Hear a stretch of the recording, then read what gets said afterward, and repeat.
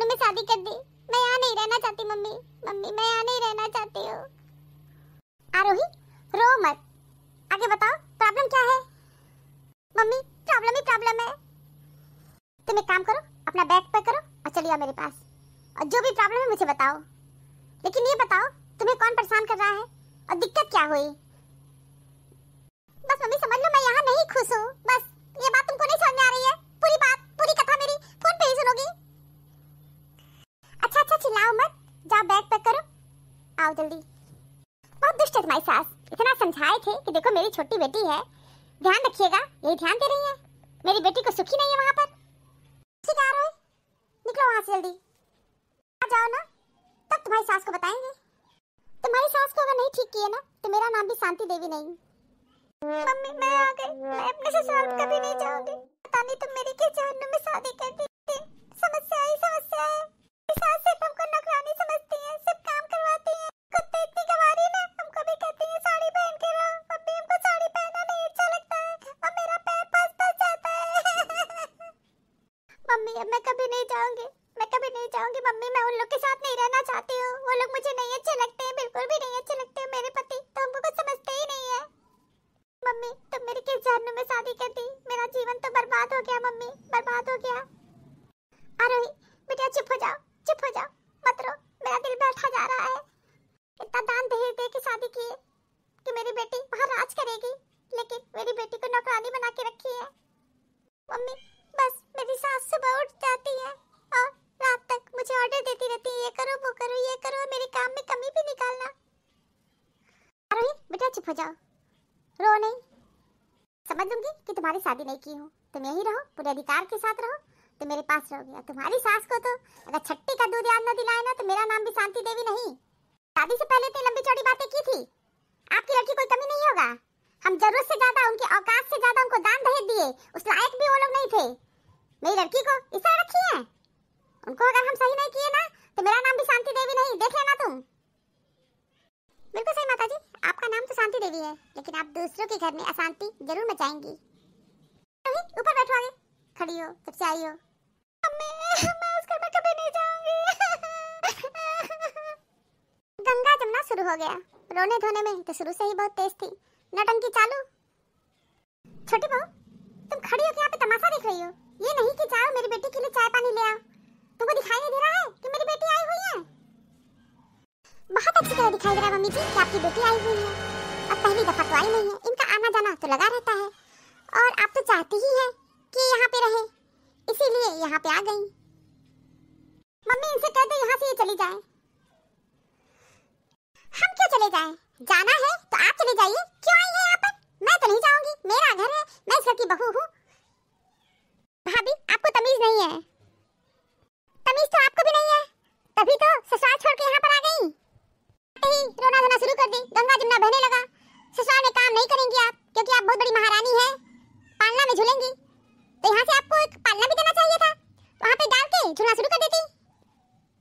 हम लोग भी तो इस घर की बहू हैं, दिन रात काम तो करते रहते हैं कि नहीं करते हैं? सास आपको काम नहीं कहेंगी तो क्या कहेंगी? आपकी आरती उतारेंगी? ससुराल में काम नहीं करेंगी, वाह वाह वाह, क्योंकि अब दान दहेज लेके गई है। कितनी बड़ी बात है। भाभी इस कमरे से आप निकलिए और चिल्लाइए मत। ठीक है भैया को आने दो। अगर आपको चार चाटा न लगवाए ना तो मेरा नाम भी आरोही नहीं। और आपको अगर चार चाटा लगा होता ना तो यहाँ पे आप बैग लेकर के जो भाग के आई है ना, ये ना करती आप। छोटी दीदी आप कब आई? भाभी इनसे कह दीजिए कि मेरी आँख के सामने से चली जाए। जब से मैं आई हूँ तब से लड़ाई कर रही है। अच्छा उल्टा चोर कोतवाल को डांटे। शुरू कौन किया है, आपकी है कि मैं की हूँ? मैं नहीं शुरू की हूँ, आप ही बोली हो ना कि भैया से हमको चार चाटा लगवाओगी। और यही चार चाटा अगर आपको ससुराल में लगा होता तो आप जो यहाँ पे दौड़ भाग के आ गई हो ना, कभी न करती। ये जो तुम कर रही हो ना, इसके पीछे मम्मी जी का हाथ है। मम्मी जी आपको बढ़ावा खुद दे रही हैं, खुद बढ़ावा दे रही हैं। आपका घर बिगाड़ने में आपकी मम्मी का ही हाथ है। सुबह दोपहर शाम दिन भर पंचोड़ा करती रहती है फोन पे। मम्मी इतनी छोटी छोटी बातें ससुराल की नहीं पूछी जाती है। आरोही आज खाना क्या बना हुआ है, शाम को खाना क्या बनाओगी, आज तुम्हारी सास क्या कही, तुम्हारी नंदे क्या कही, इतनी छोटी छोटी बातें ससुराल की नहीं पूछी जाती है। मेरी भी मम्मी है, मेरा भी मायका है, लेकिन मेरी मम्मी तो ऐसे कभी नहीं पूछती है कि सुबह क्या खाना बनाई, शाम को क्या खाना बनाई, तुम्हारी जेठानी कैसी है, तुम कैसी हो, तुम्हारी ननद कैसी है, तुम्हारे ससुर कैसे हैं, तुम्हारे देवर कैसे हैं। इतनी छोटी छोटी बातें मेरी मम्मी नहीं पूछती है, कभी नहीं पूछती है। हफ्ते में 1-2 बार कॉल आता है, इससे ज्यादा मेरी मम्मी तो फोन भी नहीं करती है। सोनाली तुम ठान ली हो क्या जम के महाभारत करोगी? तुम मेरी बेटी के बहाने हमको भी सुना रही हो। मम्मी जी आप तो अपनी बेटी के प्यार में इतनी अंधी हो गई हैं कि उसे गलत सही नहीं बता रही हैं। घर की बहू हूँ, आते ही वो मुझसे भिड़ने को तैयार हो गई। और मैं झूठ कहाँ बोल रही हूँ, सच बोल रही हूँ। मुझे चापलूसी नहीं आता है, मुझे मीठी बोली नहीं आती है। क्या आपकी लड़की को कहूँ बहुत अच्छा काम किया, अपने ससुराल से लड़ झगड़ के चली आई। इनके ससुराल में तो कोई प्रॉब्लम ही नहीं है, प्रॉब्लम तो आप लोग बना दिए हो। अच्छा तुम ज्यादा पुरखी मत बनो, अपना काम करो और जाओ यहाँ से। कौन कहा है यहाँ पे आने को? जाओ अपने कमरे में। कब से खड़ी होकर के देखो लड़ाई कर रही है। सोनाली प्लीज तुम जाओ अपने कमरे में। भाभी हम नहीं जाएंगे, आप नहीं जानती हो मेरी कोई गलती ही नहीं है। अच्छा ठीक है, गलती किसी की भी हो, प्लीज तुम अभी इसी वक्त अपने कमरे में जाओ, जाओ प्लीज जाओ। सोनाली देखो घर का माहौल अच्छा नहीं है, घर में शांति नहीं अच्छी लगती है, प्लीज मेरी तुम इतनी सी बात नहीं मानोगी। ठीक है बड़ी भाभी आप कह रही हो तो मैं जा रही हूँ, वरना मैं इनको तो छोड़ती नहीं। जाओ सोनाली, मेरा बात नहीं मानोगी। हमको ये लड़ाई झगड़ा किच किच किच किच अशांति कला कलेश अच्छा लग रहा है। भाभी हमको तो बिल्कुल भी नहीं अच्छा लग रहा है। और आप ही बताओ, ननद के आने से पहले घर में शांति ही शांति तो था, कोई प्रॉब्लम था क्या? ठीक है दीदी आपके कहने से जा रहे हैं, बस आपके कहने से जा रहे हैं, वरना इनको छोड़ते नहीं। सोचती हैं इनको ही बोलना आता है, सबको बोलना आता है। दान दहेज देके जैसे लड़के वालों को खरीद ली है। तो इन मम्मी कितना बोल रही है, इनका मन कितना बढ़ गया है। क्या जमाना आ गया है, कोई सच भी नहीं बोल सकता है। सच बोल दो सबको कड़वी लगती है। बहू तुम अब कुछ ज्यादा बोल रही हो, समझ लेना तुम, जाओ यहाँ से। हाँ सच हजम करने में दिक्कत तो होगी ही, मेरी बात भी नहीं सुनोगी। प्लीज अभी जा रही थी ना, फिर पीछे मुड़ के झगड़ा करने लगी। जाओ, बोलना जरूरी है क्या? थोड़ी देर शांत रहो ना। नहीं भाभी मुझे ये बुरा लगा, बोल रही है भैया से चार चाटा मरवाएंगे, आई है यहाँ आग लगाने, लड़ाई झगड़ा करवाने, अपने घर में अशांति मचा के यहाँ चली आई। समझ लीजिए भाभी आपकी वजह से जा रहे हैं, आपकी वजह से। अरे उनको ठीक करने, ऐसे वो नहीं सही होंगी, कितना बोल के गई है।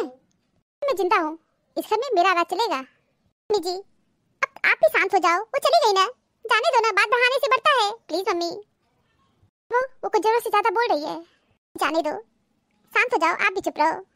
भाभी उनको ठीक करना बहुत जरूरी है। मम्मी जी पहले जो सामने समस्या है उसका समाधान किया जाए, अब वो तो इसी घर में है, छोटी मोटी बातें तो होती रहती है, छोड़ो ना मम्मी जी, जाने दो उनको। मम्मी जी मैं उनको समझा दूंगी, प्लीज अभी जो समस्या है उसका समाधान किया जाए। अच्छा छोड़िए दीदी, आप कॉफी पियेंगी या चाय? आपको जो पसंद हो वो बताइए, मैं आपके लिए तुरंत बना के ला रही हूँ। नहीं खाना भाभी, आते ही छोटी भाभी मूड खराब कर दी। नहीं दीदी रफा दफा करिए ऐसी बातों को, मैं आपके लिए कॉफी बना के लाऊंगी, आपको कॉफी बहुत पसंद है। और मम्मी जी आपको अदरक वाली चाय ला रही हूँ, ठीक है? आप दोनों लोग चुपचाप बैठ जाइए, मैं ला रही हूँ ना। देखिए कितना बोल रही थी, जाने दो, छोटी छोटी बातों को बढ़ाने से कोई फायदा नहीं होता है, छोटी छोटी बातों को इग्नोर करना चाहिए। वैसे भी इसमें वो दुखी है, चाहे किसी की भी गलती हो, लेकिन ये भी दुखी है और उनके पति भी दुखी होंगे, उनके ससुराल के लोग भी दुखी होंगे, तो बातों को बढ़ाना नहीं चाहिए, समझ गई? भाभी आपके अंदर बहुत ज्यादा सहन शक्ति है, मेरे अंदर नहीं है। कोई भी इंसान एक जैसा नहीं होता है, हाँ अपने को चेंज जरूर करना चाहिए। तो कढ़ाई का पहाड़ बना देते हैं, बात का बतंगड़ बन जाता है। कोई छोटी छोटी बातों को इग्नोर कर देते हैं, और हम भी ऐसा ही करते हैं, हम छोटी छोटी बातों को अपनी लाइफ से इग्नोर कर देते हैं। अच्छा लो चाय पियो। अरे भाभी आप मेरे लिए क्यों चाय बना के ले आई, आप मुझे बुला ली होती। अच्छा चाय पियो, नहीं चाय ठंडी हो जाएगी। दिमाग अपना शांत रखो, भगवान के लिए थोड़ा चुप रहना, बोलना मत। चाय पी लो और गुस्सा मत करो, गुस्से में शक्ल नहीं अच्छा लगता है। थैंक यू भाभी, चाय बहुत अच्छी है। प्लीज गुस्सा मत करना। भाभी कॉफी बहुत अच्छी बनी है, थैंक यू। आपको अच्छी लगी? मुझे बहुत अच्छा लगा। और ये देखिए आपकी पसंद का डिश बनाई हूँ। भाभी आप इतनी जल्दी जल्दी काम कैसे कर लेती हो? बस खुश होके फटाफट कर लेती हूँ। और मम्मी जी चाय आपको नहीं अच्छी लगी क्या? अरे बहू तुम्हारे हाथ की चाय अच्छी ना हो, ये हो सकता है क्या? अब हमको सिर में तनिक भी दर्द नहीं हो रहा है, वरना छोटी बहू तो मेरा सिर बहुत भारी कर दी, तुम हल्का कर दी। जाने दीजिए मम्मी, छोटी मोटी बातें तो लाइफ में होती रहती हैं। दीदी ये बताइए आप क्या खाना पसंद करेंगी, वही डिश आपके लिए बनाऊंगी। भाभी कुछ भी बना दो, आप जो बना लोगी मैं वही खाऊंगी। ठीक है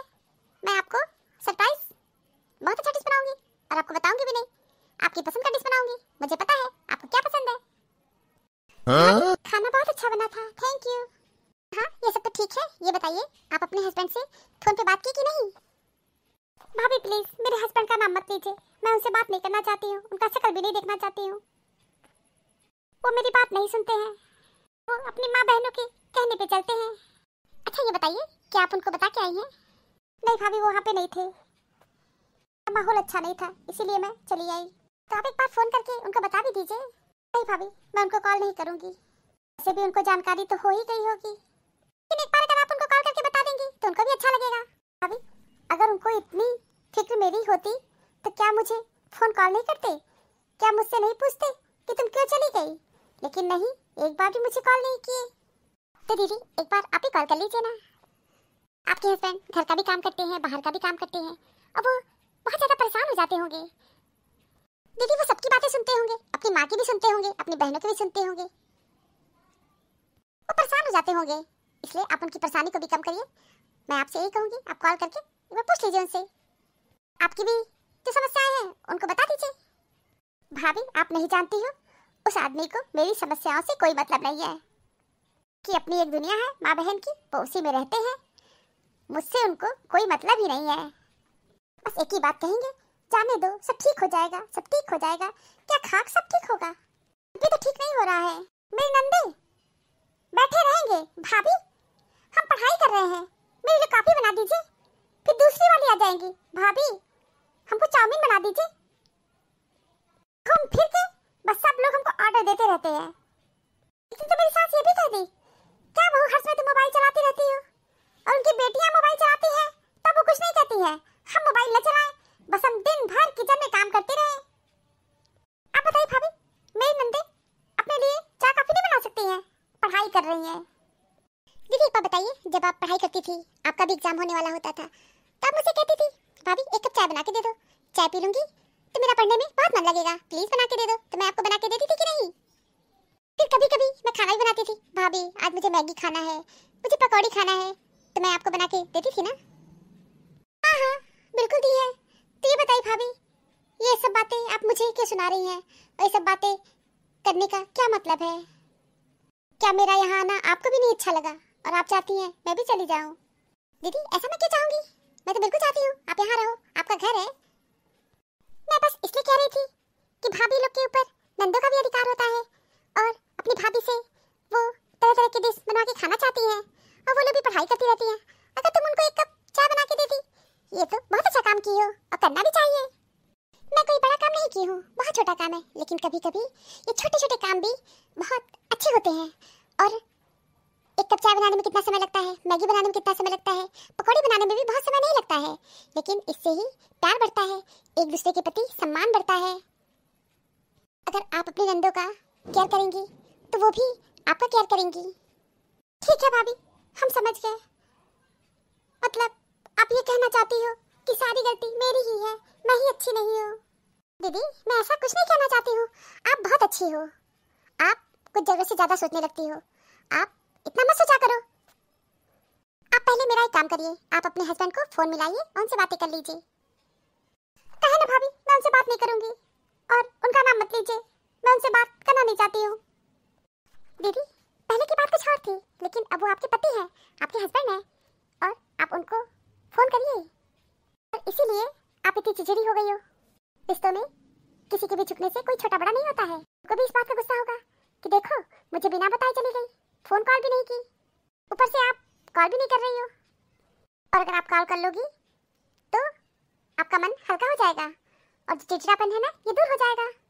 बिट्टी भाभी तुम्हारी बहुत अच्छा कह रही है, एक बार तुम दामाद जी से बात कर लो। क्या मम्मी तुम भी दुष्ट आदमी से बात करने को कह रही हो? बात कर लो, बात करने से मन हल्का हो जाएगा, और उनको तुम बता तो दो कि तुम यहाँ पे आई हो। मम्मी उनको पता हो गया होगा, लेकिन तुम बता दो प्लीज। दीदी मेरी छोटी सी बात मान जाइए आप। अच्छा ठीक है बात करती हूँ। आप मेरे रास्ते में क्यों आई हैं? मैं आपके रास्ते में नहीं आई हूँ, आप भी अपना सगा दिखाने चली आई। अभी आप जबान संभाल के बात करिए, अभी जबान संभाल के बात करिए, आपको तो तमीज ही बात करने की नहीं है। हे भगवान ये लोग फिर से शुरू हो गई। हम तो ना आपका शकल भी नहीं देखना चाहते हैं, हमें भी आपका शकल देखने का कोई शौक नहीं है। हटिए हटिए। बहू तुम जितनी अच्छी तरीके से बात समझाई हो उतनी अच्छी तरीके से बात मैं समझा भी नहीं पाती। मम्मी जी परेशान मत होइए, सब कुछ अच्छा होगा। मैं भी नहीं चाहती हूँ कि मेरी बेटी का घर टूटे। कोई भी माँ नहीं चाहती है कि उनकी बेटी का घर टूटे।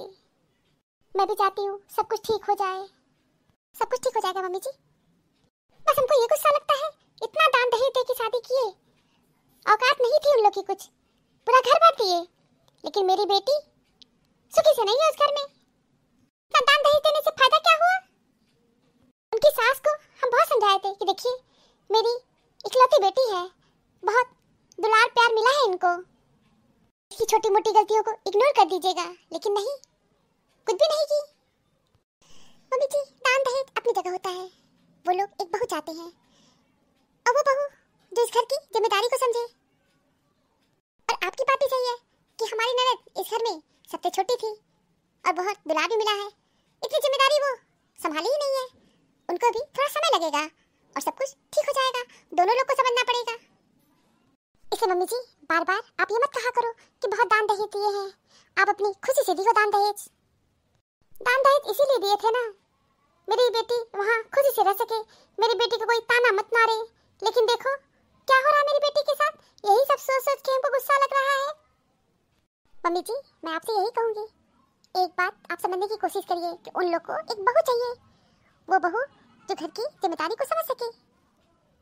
मम्मी जी आप मुझे एक बात बताओ, क्या मैं इस घर की जिम्मेदारी को समझ रही हूँ कि नहीं?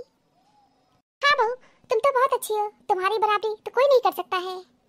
जब से तुम इस घर में पैर रखी हो उस दिन से अपनी जिम्मेदारी को बहुत अच्छी तरह निभा रही हो। आज तक हमसे तुम ऊंची आवाज में बात भी नहीं की, लड़ाई झगड़ा तो बहुत दूर की बात है, बल्कि तुम हर समय इस घर को संभालने की कोशिश करती हो। इस समय भी तुम ऐसा ही कर रही हो। मेरी बेटी के जीवन में इतना बड़ा प्रॉब्लम आया है, फिर भी तुम बहुत अच्छी तरीके से संभाल रही हो। तो मम्मी जी मैं भी वही कहना चाहती हूँ कि दीदी को भी अपनी जिम्मेदारी समझनी पड़ेगी, नंदों का भी केयर करना पड़ेगा और सास का भी। ये सब छोटी छोटी बातों को ध्यान दे, सब कुछ अच्छा हो जाएगा। अच्छा मेरी ननद रानी तो बहुत खुश है, लगता है बातचीत बहुत अच्छी हुई है। बताइए कौन सी बात की है जो इतनी चेहरे पे स्माइल है? आप भी ना भाभी कैसी बात करती हो, क्या जानोगी आप? अरे हम ये जानना चाहते हैं कि मेरी ननद रानी जब से आई थी इतने गुस्से में थी, इतने टेंशन में थी, और अभी बात करने पे उनके चेहरे पे स्माइल आया है, तो मुझे इस बात से बहुत खुशी हो रही है। तो क्यों नहीं मैं चाहूंगी कि आखिर मेरी ननद रानी इतनी खुश क्यों है? भाभी आप बिल्कुल सच कह रही हो, अब मैं बहुत खुश हूँ, मेरा माइंड बहुत हल्का हो गया और अब मुझे बहुत अच्छा लग रहा है। भाभी आप बहुत अच्छी हो, बहुत अच्छा सलाह देती हो, और वो भी मेरे फ़ोन का इंतज़ार कर रहे थे, अच्छा हुआ मैं ही कॉल कर दी। मैं भाभी बहुत खुश हूँ, मुझे कोई टेंशन नहीं है। और भाभी मेरे हस्बैंड कहे हैं कल मैं तुमको लेने आऊँगा, तो क्या आप चली जाओगी? हाँ भाभी मैं खुशी से आ रही हूँ, गुस्से में आई थी लेकिन अब मैं खुशी से आ रही हूँ। मेरे हस्बैंड कहे हैं मैं मम्मी को समझाऊंगा, मम्मी से बात भी करूंगा, ये तो बहुत खुशी की बात है। हाँ भाभी मैं भी बहुत खुश हूँ, मैं भी बहुत खुश हूँ, अपनी बेटी के चेहरे पे स्माइल देख के मुझे बहुत खुशी हो रही है। मम्मी ये सब भाभी के कारण हुआ है। तो बिटिया रानी मैं भी तुमसे यही कहूँगी, तो अपनी भाभी की तरह बनने की कोशिश करो। जैसे तुम्हारी भाभी इस घर की जिम्मेदारी को समझ रही है, तुम भी अपनी ससुराल की जिम्मेदारी को समझो। तुम्हारी नंदी छोटे छोटे काम के लिए तुमसे कहती हैं गुस्सा मत करो, उनको बना के दे दो, जैसे तुम्हारी भाभी बना के देती थी। न चाय बनाने में ज़्यादा समय लगता है, न मैगी बनाने में समय लगता है, न पकौड़ी बनाने में ज़्यादा समय लगता है, इन सब कामों में समय लगता ही नहीं है। और ये सब बनाओगी तो तुम भी तो खाओगी पियोगी।